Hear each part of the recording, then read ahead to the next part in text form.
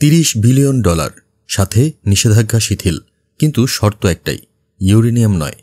হ্যাঁ, এই মুহূর্তে বিশ্বের সবচেয়ে চাপে থাকা রাষ্ট্র ইরানকে আলোচনার টেবিলে ফেরাতে এমনই প্রস্তাব ছুঁড়ে দিয়েছে ট্রাম্প প্রশাসন। কিন্তু এর পেছনে কি সত্যিই শান্তি, নাকি ভিন্ন কোনো বিশ্ব রাজনীতির মোহর বসাতে চাইছে আমেরিকা? পুরো বিষয়টা বুঝতে হলে ভিডিওর 1 সেকেন্ড স্কিপ করবেন না। টানা উত্তেজনার পর মধ্যপ্রাচ্য এখন জ্বলছে ধোঁয়ার নিচে। ইরান ইসরায়েল টানাপোড়েন, হামলা পাল্টা হামলা, আর এই ভগ্ন স্তব্ধতার মাঝেই হোয়াইট হাউসের ভেতর চলছে এক গোপন আলাপ।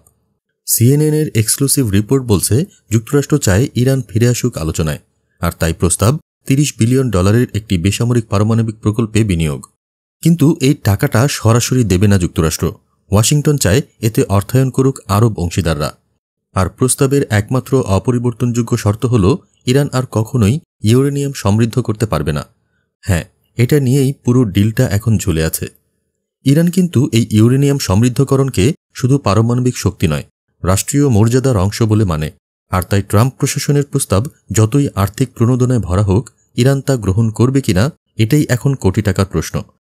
বিশেষ করে যখন জানা গেল প্রস্তাবের ঠিক আগের দিনই হোয়াইট হাউসে হয় ঘণ্টাব্যাপী গোপন বৈঠক, যেখানে উপস্থিত ছিলেন ট্রাম্পের মধ্যপ্রাচ্য বিষয়ক প্রতিনিধি স্টিভ উইটকফ ও উপসাগরীয় দেশের কিছু প্রতিনিধিও। তবে কেবল অর্থ নয়, প্রস্তাবের পেছনে আরও আছে এক সূক্ষ্ম চাল। যুদ্ধবিরতি হলেও আলোচনা থামেনি। এমনকি খামেনি হত্যাচেষ্টার ব্যর্থ মিশনের পরও যুক্তরাষ্ট্র ও মধ্যপ্রাচ্যের কিছু শক্তিধর ব্যক্তি ইরানের সঙ্গে ব্যাকচ্যানেল আলোচনা চালিয়ে গেছে। এই আলোচনায় ইঙ্গিত মিলেছে চুক্তি হলেও এই প্রকল্পে কোনোভাবেই ইউরেনিয়াম প্রসেসিং থাকবে না। অর্থাৎ জ্বালানি তৈরি করা যাবে, কিন্তু বোমা বানানোর পথে যাওয়ার সুযোগ নেই।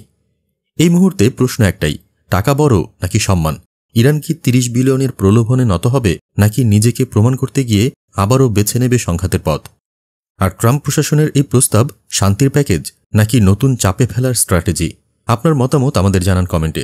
ভিডিওটি শেয়ার করুন যদি আপনি মনে করেন বিশ্ব রাজনীতি শুধু নেতাদের খেলা নয়, আমাদের জানাটাও গুরুত্বপূর্ণ। সাবস্ক্রাইব করে চোখ রাখুন দেশজগৎ নিউজে, কারণ পরবর্তী পর্বে থাকছে ইরানের জবাব কি হতে পারে এবং কি ঘটবে যদি এই প্রস্তাব ইরান প্রত্যাখ্যান করে।